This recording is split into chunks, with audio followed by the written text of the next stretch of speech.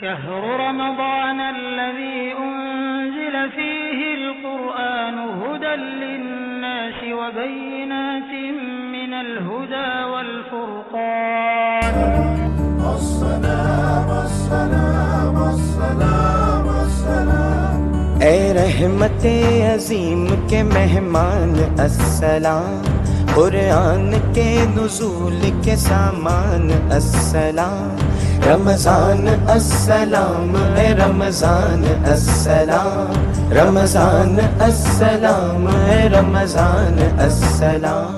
وقال الرسول يا رب إن قوم اتخذوا هذا القرآن مهجورا سلام اللہ نبی بعد اما بعد اعوذ باللہ من الشیطان الرجیم بسم اللہ الرحمن الرحیم وَاعْلَمُوا أَنَّمَا غَنِمْتُم مِّن شَيْءٍ فَأَنَّ لِلَّهِ خُمُسَهُ وَلِلرَّسُولِ وَلِذِي الْقُرْبَى وَالْيَتَامَى وَالْمَسَاكِينِ وَابْنِ السَّبِيلِ إِن كُنتُمْ آمَنتُم بِاللَّهِ وَمَا أَنزَلْنَا عَلَىٰ عَبْدِنَا يَوْمَ الْفُرْقَانِ يَوْمَ الْتَقَى الْجَمْعَانِ وَاللَّهُ عَلَىٰ كُلِّ شَيْءٍ قَدِيرٌ۔ اور جان لو کہ جو کچھ تم بطور غنیمت حاصل کرو اس کا 5واں حصہ اللہ کے لیے ہے، رسول کے لیے اور قرابت داروں، یتیموں، مسکینوں اور مسافروں کے لیے ہے۔ اگر تم اللہ پر ایمان رکھتے ہو اور اس فتح و نصرت پر جو فیصلے کے دن ہم نے اپنے بندے پر نازل کی تھی جبکہ دونوں لشکروں میں مقابلہ ہوا، اللہ تعالی ہر چیز پر قادر ہے۔ سابقہ تمام امتوں پر مال غنیمت حرام رہا، لیکن اس امت محمدیہ کے لیے اللہ تبارک و تعالیٰ نے اپنی مہربانی سے حلال کر دیا۔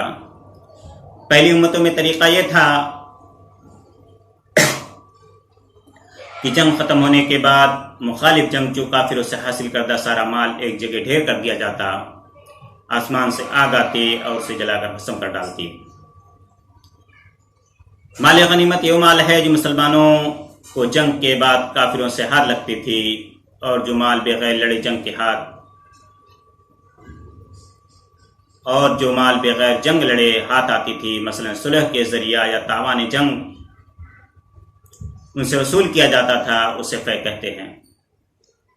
من شے سے مراد جو کچھ بھی ہو، تھوڑا ہو یا زیادہ، قیمتی ہو یا معمولی، سب کو جمع کر کے اس کی تقسیم اللہ کے حکم کے مطابق کی جائے گی۔ کسی سپاہی کو اس میں سے کوئی چیز تقسیم سے پہلے اپنے پاس رکھنے کی اجازت نہیں۔ 5واں حصہ اللہ اس کے رسول کے لیے، اللہ کا لفظ بطور تبرک یہاں استعمال ہوا ہے، نیز اس لیے بھی کہ ہر چیز کا مالک اللہ رب العالمین ہی ہے اور حکم بھی اسی کا چلتا ہے، اللہ اس کے رسول کا حصہ ایک ہی ہے۔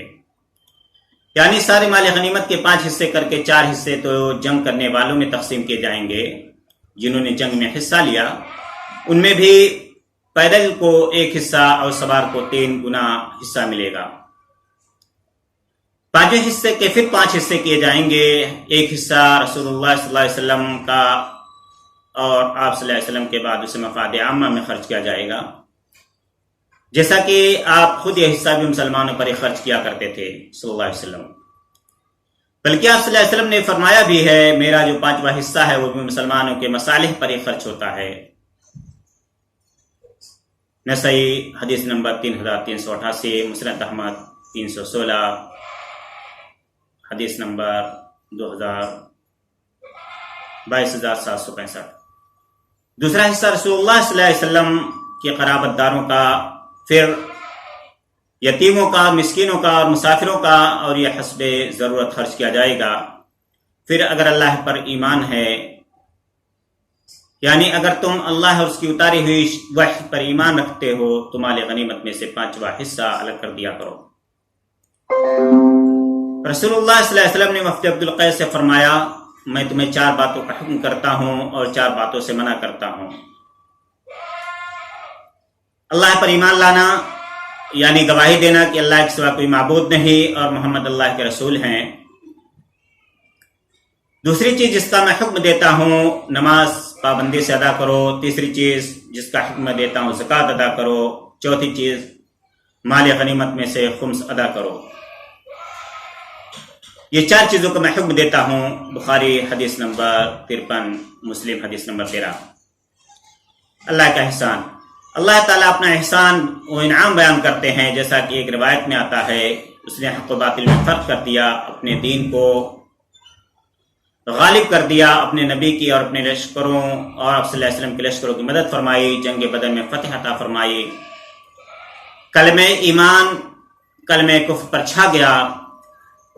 پس یوم الفرقان سے مراد بدر کا دن ہے، جس میں حق و باطل کی تمیز ہو گئی۔ امام حاکم نے اس کو اپنی مسند میں ذکر کیا ہے۔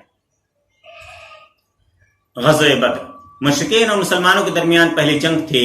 ابن جریر لکھتے ہیں کہ جنگ بدر میں اصحاب رسول صلی اللہ علیہ وسلم 310 سے کچھ زیادہ تھے، یعنی 313 غالباً، اور مشرکوں کی تعداد 900 سے 1000 تھی۔ اللہ تبارک و تعالیٰ نے مشرکوں کو شکست دی، 70 مارے گئے اور اتنے ہی قید کر لیے گئے۔ تفسیر طبری 561۔ جنگ بدر کی وجہ سے مسلمانوں کی آزمائش اور اللہ کی مدد۔ ان آیات میں ہی بتایا گیا ہے کہ جنگ صرف اللہ کی مرضی اور پروگرام کے تحت ہوئی، اور اسی کی مرضی اور پروگرام کے تحت جنگ کا نقشہ اور مسلمانوں کی فتح اور مشرکین و کفار کی شکست ہوئی۔ یہ خالصتاً اللہ ہی کی مرضی تھی۔ ویسے تو اللہ ہی سب کچھ کرتا ہے، کیونکہ وہی سب سے زیادہ طاقتور اور قدرت والا ہے، اور اس جنگ کے بظاہر کوئی آثار نہ تھے اور مقابلہ بھی برابر کا نہ تھا، کیونکہ اللہ نے اپنی قدرت سے حق کی حمایت اور کفر کی جڑ کاٹنا تھی، اس لیے اس نے ایسے حالات پیدا کیے۔ مثلا دونوں جماعتیں ہی باقاعدہ معاہدہ یعنی جنگی حالات کا اعلان کیے بغیر سامنے آ گئیں۔ مسلمانوں کا پڑاؤ انتہائی نامناسب جگہ پر تھا اور تعداد بھی بہت کم تھی، جبکہ دشمن بہت زیادہ اور پڑاؤ بھی اچھی جگہ پر تھا۔ کچھ ایسے حالات تھے کہ جنگ ٹل بھی سکتی تھی، کیونکہ تجارتی قافلہ بچ کر جا چکا تھا، مگر بظاہر یہ سب کچھ اتفاقاً ہو رہا تھا۔ اللہ تبارک و تعالیٰ نے واضح کیا کہ ہر بات اور ہر کام چاہے اتفاقاً ہو یا ارادتاً، سب اللہ کے طے شدہ پروگرام کے مطابق ہوتا ہے۔ اس نے چاہا تو چھوٹی سی فوج کو بڑی طاقت دی، اس پر اس لیے برتری عطا کی کہ اللہ کی مدد غیبی طور پر اور حق کی حمایت ظاہری طور پر دکھانا مقصود تھا۔ لہذا مسلمانوں کو کفار کی فوج کم کر کے دکھا دی، تاکہ انسان ہونے کی وجہ سے کم ہمت نہ ہو جائیں۔ پھر بارش برسا کر زمین سخت کر دی اور پانی کا بندوبست بھی کر دیا۔ یہ سب حالات بیان کیے جا چکے ہیں، یہاں صرف بتانا یہ مقصود ہے کہ جو کچھ بھی ہوتا ہے اللہ کی مرضی سے ہوتا ہے۔ بندہ تو صرف اس کا بندہ یعنی غلام ہے، جو اس پر جتنا بھروسہ کرے گا اتنا ہی کامیاب اور پرسکون ہوگا، اور جو اللہ سے دور کفر کی ظلمت میں بھٹکتا پھرے گا اتنا ہی بے سکون اور نامراد ہوگا، اس جہان میں بھی اور دوسرے جہان میں بھی۔ غزوہ بدر کی زندہ مثال ہے۔ غزوہ بدر یہ زندہ مثال ہے۔ مدینہ ایک ایسی اسلامی ریاست یا شہری مملکت کہلا سکتی تھی جس کی بنیاد ایک ایسے سیاسی نظام پر مشتمل تھی جس میں مدینہ کے مسلمان، یہودی اور مشرک شامل تھے۔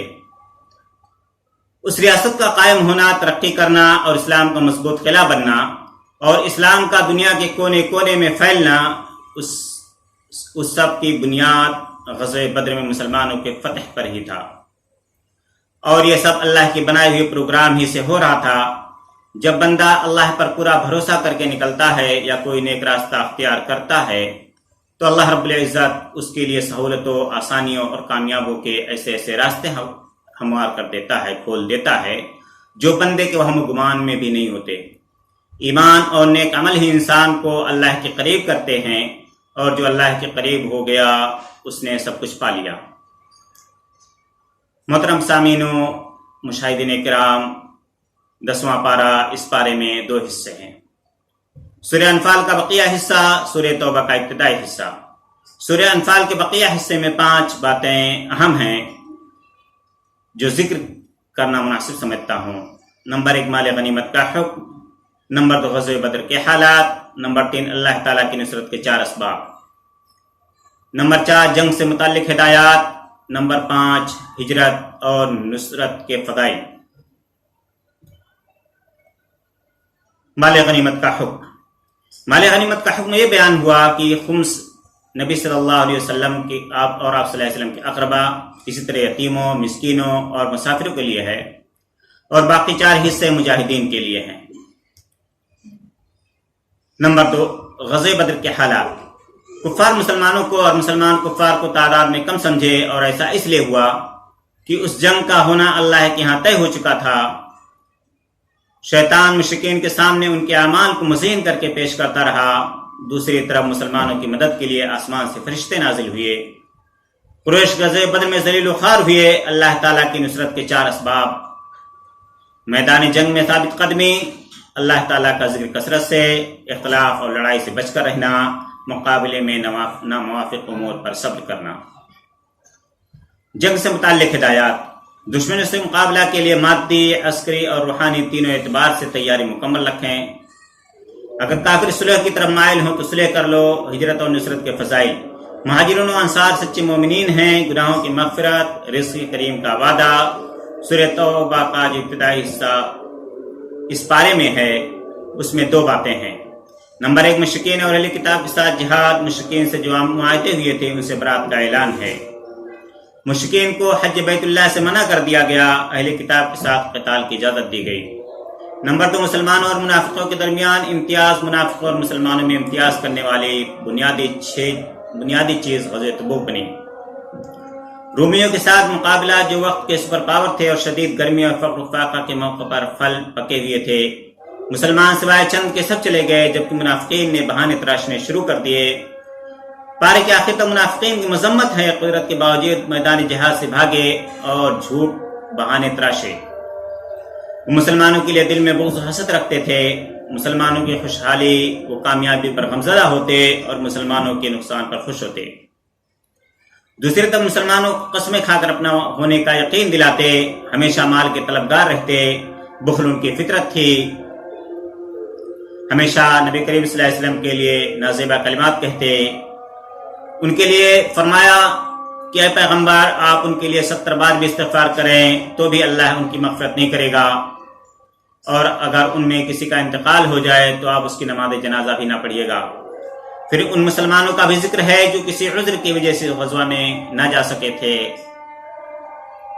اللہ رب العالمین سے دعا کہ العالمین ہم تمام لوگوں کو خلوص و للہیت کے ساتھ دین کا کام کرنے کی توفیق عطا فرمائے، آمین۔ اقول قولی ھذا استغفر اللہ لی ولکم ولسائر المسلمین فاستغفروہ من کل ذنب انہ هو الغفور الرحیم۔ السلام علیکم ورحمۃ اللہ وبرکاتہ۔ ناظرین، اگر آپ نے چینل کو سبسکرائب نہیں کیا تو چینل کو سبسکرائب کر لیں، بیل آئیکن پہ کلک کر کے لائک کر دیں، اور لائک کرنے کے بعد آپ اس ویڈیو کو اپنے دوستوں میں شیئر کر دیں، کیونکہ نبی اکرم صلی اللہ علیہ وسلم نے فرمایا من دل علی خیر فلہ مثل اجر فاعلہ، جس شخص نے کسی کو نیکی کے کام پر رہنمائی کی تو اس شخص کو اتنا ہی ثواب ملے گا جتنا نیکی کرنے والے کو ملے گا۔ لہٰذا آپ اس ٹیکنالوجی کے دور میں ویڈیو کو شیئر کر کے ثواب دارین حاصل کریں۔ السلام علیکم ورحمۃ اللہ وبرکاتہ۔